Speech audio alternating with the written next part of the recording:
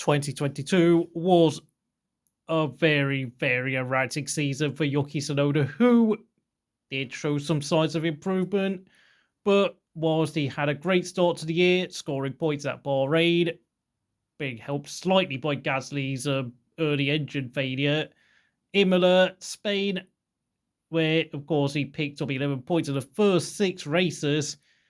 Unfortunately, he only picked up 1 more point in the rest of the season, of course, at Kota. Now, he did do well in qualifying. I'm not sure who won a qualifying battle between Tsunoda and Gasly, but as it was, of course, Gasly would go on to end up scoring 23 points over the season. So really, despite the fact that Gasly himself had quite a poor season, Tsunoda is very lucky to keep his seat for 2023. I've got to say, it's mostly because of the lack of talent coming through at Red Bull.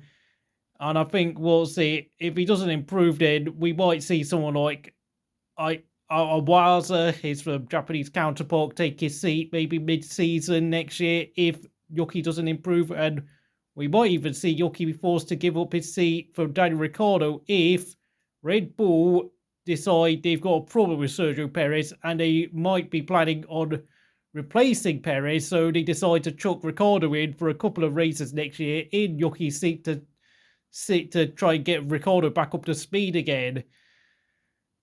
I have to say, though, whilst, yes, there were flashes of speed and talent from Yuki, his hot temper remains, yelling radio message of saying, I'm doing really loudly and really aggressively, look.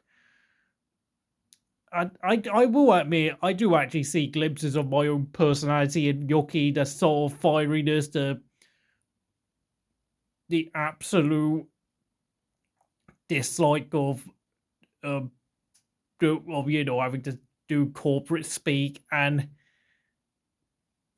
having to be very, just trying to, filtering out nonsense and noise from outside, but he needs to mature, I'm afraid, and frankly, next season is definitely going to be his last chance. He has to step up because the way he's driving, I think Nick de Vries is really my favourite to win the teammate battle at AlphaTauri next year. So you better step up your game, Yuki.